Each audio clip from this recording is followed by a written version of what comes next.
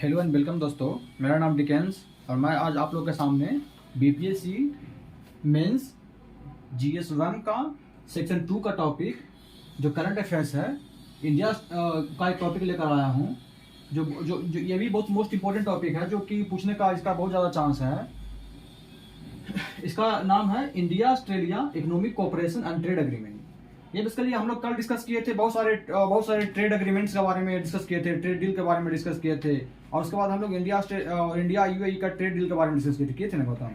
आज उसी में ये है, हम लोग का नेक्स्ट है। इसका भी 6 महीने पहले देखेंगे तो ये ट्रेड डील साइन हुआ है, ये अप्रैल में साइन हुआ है। अप्रैल में साइन हुआ है इंडिया और ये ऑस्ट्रेलिया के बीच में एक ट्रेड डील साइन हुआ है। इसका नाम है ECTA economic cooperation and trade agreement. ये बेसिकली एक ट्रेड एग्रीमेंट है। और इंड ऑस ECTA, क्योंकि वैसे ही पूछ सकता है एग्जाम में कि इंड ऑस ECTA क्या है, तो ये India Australia economic cooperation and trade agreement, ठीक है। इसको बेसिकली हम लोग 6 पॉइंट में देखेंगे। बेसिकली हम लोग ये पढ़ रहे हैं बीपीएससी या यूपीएससी, अगर मेंस में कोई भी क्वेश्चन आता है इस टॉपिक से तो इतना सारा पॉइंट में सारा टॉपिक कवर हो जाएगा। बेसिकली हम लोग इतना पॉइंट कवर कर लिए है ना कि क्वेश्चन किसी भी डायरेक्शन में पूछेगा ना, किसी तरीका से पूछेगा ना, तो इतना पॉइंट मिनिमम अगर हम लोग को याद रहेगा ना, जो एक बोर्ड पे ही मेंशन है, इससे ज्यादा कुछ नहीं है, इतना अगर याद रहेगा ना तो किसी भी क्वेश्चन का हम लोग आंसर अच्छे तरीके से हम लोग लिख सकते हैं, ठीक है ना। तो हम लोग डिस्कस करेंगे बेसिकली इंट्रो डिस्कस करेंगे, फीचर डिस्कस करेंगे, सिग्निफिकेंस देखेंगे, चैलेंजेस देखेंगे, वे फॉरवर्ड देखेंगे, कंक्लूजन देखेंगे। अगर इंडिया के रेस्पेक्ट में अगर पूछता है कि इंडिया का क्या सिग्निफिकेंस है, तो इसी पॉइंट में से सिग्निफिकेंस निकल जाएगा। इंडिया का क्या चैलेंजेस है, तो इंडिया के रिस्पेक्ट में चैलेंजेस निकल जाएगा। इतना पॉइंट सारा पॉइंट निकल जाएगा। किसी तरीके से क्वेश्चन पूछेगा ना तो इसे आंसर करना पॉसिबल हो पाएगा। पहले इंट्रो देखते हैं दोस्तों। तो इंट्रो में बेसिकली कुछ नहीं मेंशन करना है ज्यादा। इंट्रो में बस ये देख देना है कि India Australia recently ECTA economic cooperation trade agreement sign किए हैं, जो अप्रैल 2022 में साइन हुआ है। इसमें बेसिकली हम लोग क्या है, इनटू 2 बायलैटरल ट्रेड, माने बायलैटरल ट्रेड को डबल करने की बात कहा गया है, जो बढ़ाकर के $50 बिलियन तक हम लोग ले जाने वाले हैं 5 साल में, नेक्स्ट 5 ईयर में।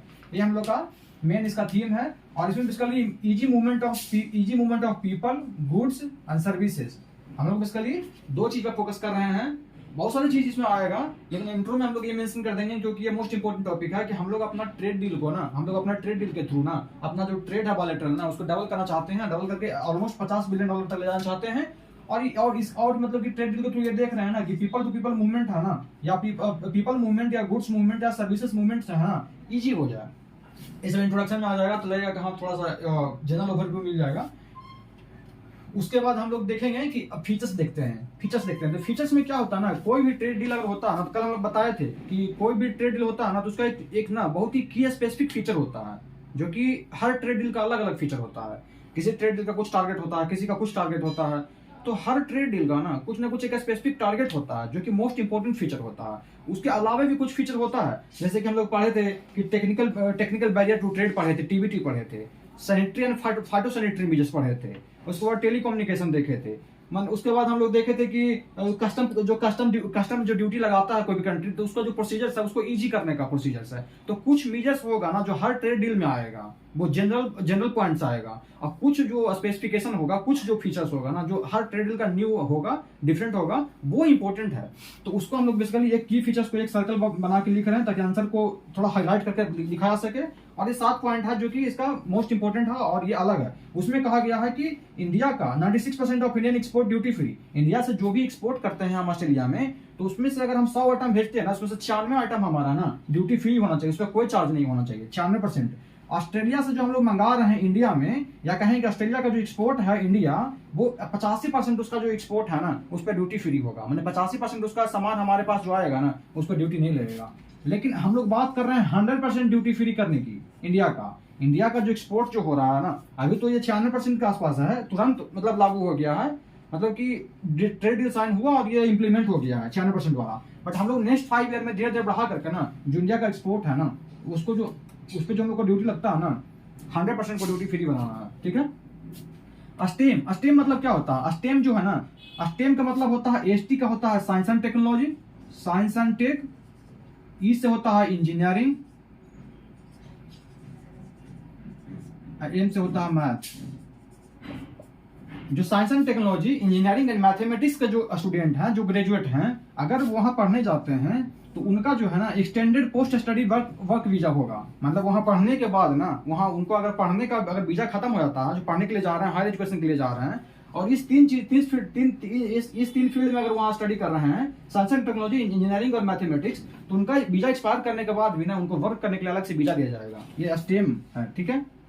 उसके बाद multiple entry work and holiday visa, कि अगर कोई मतलब कि अगर कोई वर्क के रिलेटेड को जा रहा है, सपोज IBM, इन्फोसिस, विप्रो, किसी कंपनी में, TCS में किसी कंपनी में को काम कर रहा है, और वो वर्क रिलेटेड अगर कोई जाना चाहता है, तो उसको ऐसा कोई लिमिट नहीं होना चाहिए कि हाँ ईयर में मतलब वन टाइम या ट्वाइस जा सकता है, ऐसा कोई लिमिट नहीं है, कितना बार भी जा सकता आ सकता है।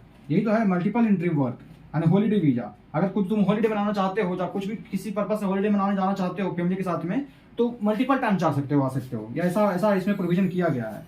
4 year visa for 1800 chefs and yoga teacher. Chefs में क्या होता है, जो खाना बनाते हैं, कुक, जो स्पेशलाइज्ड कुक होते हैं, जो पढ़े होते हैं, जिनका डिग्री होता है, तो 4 इयर्स का जो वीजा होता है ना, उनको दिया जाना चाहिए। और हर साल 1800 शेफ्स को और योगा टीचर जो योगा सिखाते हैं, उनको मतलब कि ऑस्ट्रेलिया एक्सेप्ट करेगा और उनको वीजा देगा 4 साल के लिए, हर साल। समझ रहा है ना। उसके बाद है बायलैटरल ट्रेड, जो अभी हम लोग का करीब मतलब कि $27 बिलियन के आसपास था, तो उसको बढ़ा करके 45 से $50 बिलियन का हम लोग करने का ये मतलब एम रखा गया है इसमें, ठीक है ना। तो ये ऑलमोस्ट हो गया ना। यहाँ पे हम लोग बात किए हैं कि $50 बिलियन बात किए हैं, डबल करने की बात कर रहे हैं, तो ये तो हो गया ना। $27 बिलियन का था, और 57 होता है, मानी कि 50 के आसपास बिलियन करने वाले हैं। की फीचर समझ में आ गया ना। बस ये 96% एक्सपोर्ट इंडिया का फ्री होगा, और ड्यूटी फ्री 100% करने वाले हैं 5 साल में बढ़ा करके। ऑस्ट्रेलिया का आएगा तो 85% है। स्टेम का जो होगा, जो स्टेम रिलेटेड जो ग्रेजुएट होंगे, उनको वर्क मतलब कि उनको वर्क करने के लिए उसको वीजा एक्सटेंड किया जाएगा। वहाँ पे multiple entry work and holiday का वीजा दिया जाएगा। 4 साल के लिए योगा एंड शेफ्स को 1800 जाएंगे। बायलैटरल ट्रेड होगा 27 से 45 से 50 कर दिया जाएगा। इसके अलावा कल हम लोग देखे थे ना फीचर्स जो कॉमन है, जैसे कि देखे थे ट्रेड इन गुड्स तो हम लोग कर ही रहे हैं ना, ट्रेड्स इन सर्विसेज भी इसमें इंक्लूड किया गया है। एक हो गया रूल ऑफ ऑरिजिन। तो रूल ऑफ ऑरिजिन हम लोग कल पढ़े थे कि कोई भी पढ़े थे ना रूल ऑफ ऑरिजिन। 40% अगर किसी को ये क्लियर नहीं है ना, तो वीडियो पीछे वीडियो में जाकर देख सकते हैं कि रूल ऑफ ऑरिजिन मतलब बेसिकली हम लोग देखे थे कि अगर ऐसा ना हो कि हम लोग चाइना से कोई इंपोर्ट कर ले सामान, और यहाँ से हम लोग बना करके बिना वैल्यू एडिशन किए हुए हम लोग ऑस्ट्रेलिया को बेच दे। तो इसमें कुछ रहता है कि मिनिमम इतना % का वैल्यू एडिशन होना चाहिए। हर कंट्री का अपना अपना एक होता है, मिनिमम इतना % का वैल्यू एडिशन होना चाहिए, तभी माना जाएगा कि हाँ आपके यहाँ के ये ऑरिजिन है। नहीं तो माना जाएगा कि सामान कहीं और से आप इंपोर्ट करके हमें बेच रहे हैं, तो वहाँ पे ट्रेड डील काम नहीं करेगा। Rule of trade in goods and services, rule of origin, TBT कल पढ़े थे, technical barrier to trade, TBT technical barrier to trade. Government जहाँ पे हम जा रहा है मेरा सामान, वहाँ के गवर्नमेंट ये नहीं कह सकता है कि हाँ आपका सामान है टेक्निकली सुपीरियर नहीं है, टेक्निकली इन्फीरियर है, जल्दी खराब होगा, या जो अलग रीजन दे करके टेक्निकल मतलब रीजन दे करके ट्रेड को बैरियर नहीं कर सकते हैं। तो एक है सैनिटरी फाइटोसैनिटरी मीजर्स देखे थे कि कोई भी जो एग्रीकल्चर प्रोडक्ट जा रहा है, या हमारा कोई भी प्रोडक्ट जा रहा है, तो ऐसा नहीं कर सकते हैं कि मतलब कि उसमें बहुत ज्यादा आप पेस्टिसाइड यूज किए हैं, बहुत ज्यादा आप मतलब उसमें कोई भी केमिकल यूज कर दिए हैं खेत में, तो उसके कारण से जो भी मतलब कि हेल्थ इशू आएगा, तो वो यहाँ पे उसको हवाला देकर के आप ट्रेड को बैरियर नहीं कर सकते हैं, ठीक है ना। डिस्प्यूट सेटलमेंट के लिए प्रॉपर मैकेनिज्म किया गया है इसमें। मूवमेंट ऑफ नेचुरल पर्सन, माने कि जो लोग नेचुरली आना चाहते हैं किसी काम से घूमने के लिए, या ऐसे भी हॉलीडे के लिए या वर्क रिलेटेड आ सकते हैं, नेचुरल मूवमेंट ऑफ पीपल है। टेलीकॉम रिलेटेड जो भी कोऑपरेशन होगा ना, वो भी किया जाएगा इसमें। जैसे कि 5G से रिलेटेड हो, या अदर टेलीकॉम कोई भी रिलेटेड जो डेवलपमेंट हो, उसमें साथ में किया जाएगा। कस्टम प्रोसीजर सही बताए थे कि कोई भी सामान आ रहा है जा रहा है दूसरे कंट्री में, तो उसमें जो रूल्स होता है, जो कस्टम ड्यूटी जो हम लोग इम्पोज करते हैं, उसमें बेसिकली उसमें वो फ्लेक्सिबल रहेगा, उसके लिए भी इसमें प्रोविजन किया गया है। और फार्मास्यूटिकल प्रोडक्ट्स के लिए जैसे कि देखे थे इंडिया UAE में देखे थे कि जो हमारा जो फार्मास्यूटिकल प्रोडक्ट होगा, तो कोई भी फार्मास्यूटिकल प्रोडक्ट होगा जो जेनेरिक मेडिसिन होता है, तो अगर मतलब ये हमारा जेनेरिक मेडिसिन अगर इंप्रूव हो गया है, अगर आप एक्सपोर्ट करने के लिए, तो वो वहाँ पे ऑटोमेटिकली ऑथराइज जोड़ना चाहिए, और वहाँ डिस्ट्रीब्यूट करने के लिए भी उसको परमिशन मिल जाना चाहिए ऑटोमेटिकली, ठीक है ना। तो ये इसका भी प्रोविजन किया गया है इसमें। इस तरह से फीचर हो जाएगा, ठीक है ना। इंट्रो देख लिए, फीचर देख लिए, सिग्निफिकेंस देखते हैं। सिग्निफिकेंस बेसिकली अब समझ में आता है कि इतना सारा अगर टॉपिक हो गया, तो सिग्निफिकेंस अब बेसिकली अलग से लिखने के मतलब की जरूरत नहीं है। समझ मतलब कि अगर समझ में आता है ना, तो एग्जाम में लिख दोगे। जैसे कुछ देखते हैं, जैसे कि ये कहा गया है स्पेसिफिक कि ये जो है ना 1 मिलियन जॉब क्रिएट करेगा। 1 मिलियन मतलब क्या हो गया, 10 लाख हो गया ना। 10 लाख जॉब क्रिएट करेगा इंडिया में, ये कहा गया है। अब बेसिकली ऑस्ट्रेलिया जो है ना, ऑस्ट्रेलिया जो एक्सपोर्ट करता है ना, तो उसका एक्सपोर्ट बेसिकली अब देखोगे ना, अगर ये टॉपिक देखोगे ना, तो इसमें ये तुम अगर इसका ट्रेड का एनालिसिस करोगे ना, एक्सपोर्ट इंपोर्ट का, तो समझ में आएगा ना कि जो ऑस्ट्रेलिया है ना, अभी भी हम लोग से ना सरप्लस में रहता है ट्रेड के मामले में। हम लोग डिफिसिट में रहते हैं, मतलब हमारा ट्रेड डिफिसिट रहता है हमारा। तो एक्चुअली ट्रेड डिफिसिट है, बट उसको तुम लार्जर पर्सपेक्टिव में देखोगे ना, तो समझ में आएगा ना कि हमारा जो डिफिसिट है ना, जो अगर उसको तोड़ दोगे तो मर्चेंडाइज, जो हम लोग का जो एक्सपोर्ट है उसको तोड़ दोगे, गुड्स या मर्चेंडाइज हो गया और सर्विस हो गया, तो सर्विस में हम लोग का जो ट्रेड है ना वो सरप्लस में है। अब मर्चेंडाइज जो गुड्स होता है ना, उसमें हम लोग का ट्रेड जो है ना डिफिसिट में है। बट डिफिसिट क्यों है? डिफिसिट क्योंकि वहां से हम कोयला इंपोर्ट करते हैं बहुत ज्यादा। अगर कोयला जो हम लोग कोल इंपोर्ट करते हैं ना, उसको अगर हटा दिया जाए ना, तो हम लोग का जो ट्रेड होगा ना वो सरप्लस में चला जाएगा। तो एक तरह से ये हम लोग के लिए अच्छा है, हम लोग के लिए ये अच्छा है, क्योंकि वहां से हम लोग क्या कर रहे हैं, रॉ मटेरियल को इंपोर्ट कर रहे हैं। बेसिकली रॉ मटेरियल हो गया, मिनरल हो गया, जो इंटरमीडिएट गुड्स है जो हम लोग इंपोर्ट कर रहे हैं, उसमें वैल्यू एडिशन करके फिर हम उसको फर्दर किसी कंट्री को बेचेंगे, हमको तो अल्टीमेटली फायदा ही होगा ना। ब्रिटेन तो यही किया ना, इंडिया में जब आया था स्टार्टिंग में, जब हम लोग को रूल किया ब्रिटेन, तो यहाँ से सामान वगैरह लेके गया, मैन्युफैक्चरिंग करके हम ही को बेचा, फिर वही किया ना। तो हम लोग के लिए तो अच्छा है कि रॉ मटेरियल लेंगे और ये बेचेंगे, सिग्निफिकेंस है इसका। ईजी मूवमेंट ऑफ पीपल हो गया, देखे हैं अभी, सिग्निफिकेंस है इसका। ये क्या है, प्रोटेक्शनिस्ट परसेप्शन। जो भी डेवलप्ड कंट्री है ना, उसमें ऐसा उसके जो माइंडसेट में ऐसा बैठा हुआ है ना कि इंडिया जो है ना एक प्रोटेक्शनिस्ट पॉलिसी अपनाता है, क्योंकि हम लोग ना बहुत ज्यादा डेवलप्ड कंट्री के साथ हम लोग ट्रेड डील साइन नहीं किए हैं। इससे पहले ये डिकेड में, माने 10 साल के अंदर में ये पहला डील ऐसा है ना जो हम लोग ऑस्ट्रेलिया के साथ साइन किए हैं, 10 साल में, 10 ईयर्स में। इससे पहले हम लोग साइन किए हैं जापान के साथ साइन किए हैं, इससे पहले जापान के साथ साइन किए हैं, साउथ कोरिया, और जापान से 2 साल पहले साउथ कोरिया के साथ साइन किए हैं। ये 10 साल पहले की बात है सर।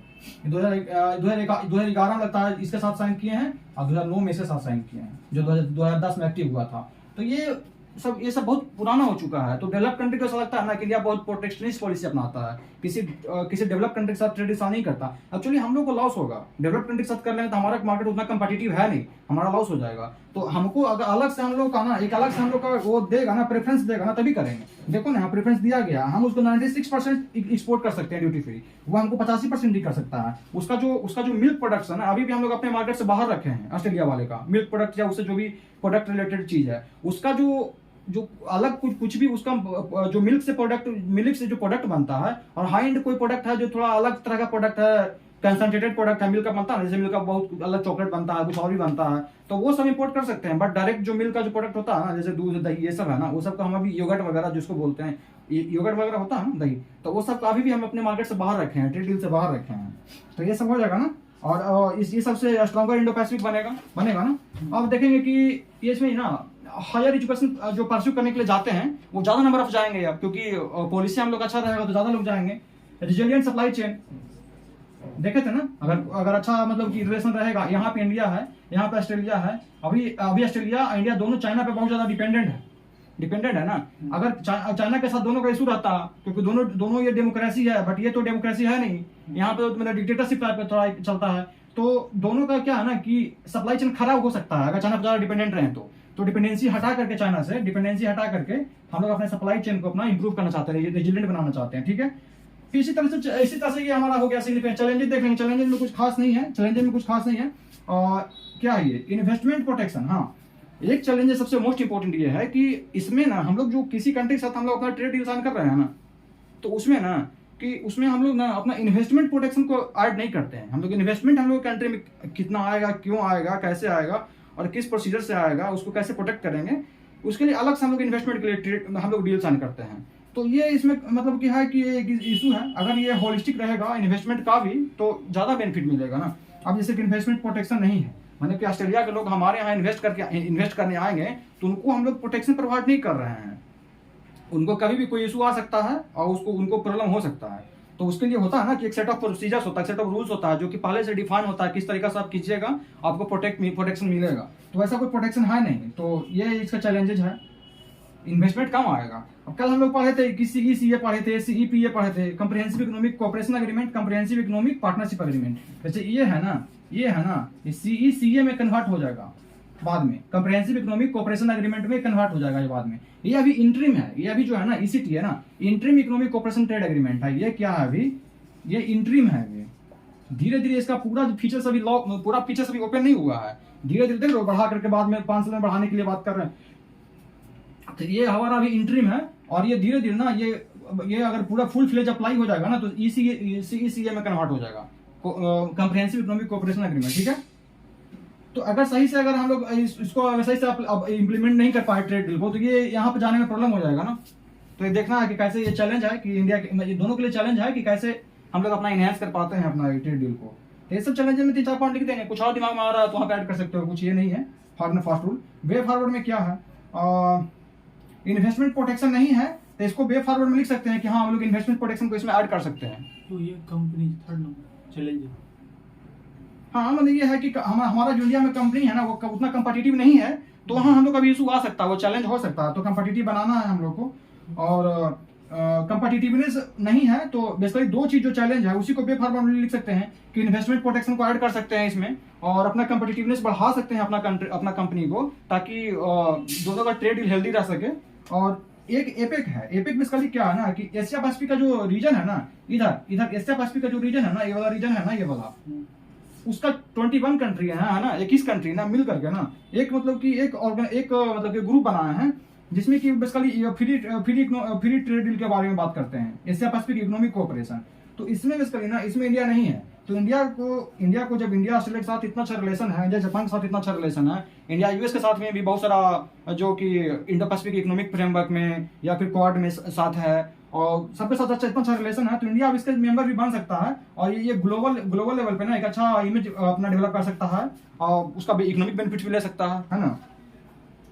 और जैसे कंक्लूजन में लिख सकते हैं, कंक्लूजन में बेसिकली ना क्या करेंगे ना, ऑस्ट्रेलिया से रिलेटेड हम लोग 2-3 चीज देखते हैं, तो सबको इंक्लूड करके यहाँ पे लिखेंगे। एक तो हम लोग सप्लाई चेन जो रिलीजियन इनिशिएटिव के बारे में जानते हैं, अगर नहीं अभी हम लोग डिस्कस नहीं किए हैं, वैसे इसके बारे में जान लो कि इंडिया, जापान, ऑस्ट्रेलिया मिल करके इंडो पैसिफिक में एक सप्लाई चेन रेजिलिएंट इनिशिएटिव चला रहे हैं, जिसमें कि हम लोग बात करते हैं इंडिया, जापान और ऑस्ट्रेलिया। इसमें हम बेसिकली बात करते हैं ना कि चाइना से जो हम लोग ना, चाइना को ही फोकस है कि चाइना से ना या रशिया से ना हमारा जो भी है ना, जो मतलब कि अनस्टेबल कंट्री है ना, उससे हम लोग का ना अपना जो सप्लाई चेन है ना इंडिपेंडेंट बनाना है, ताकि हम लोग को ना वॉर लाइक सिचुएशन में ना थोड़ा सा हम लोग को उतना बर्डन फेस ना करना पड़े।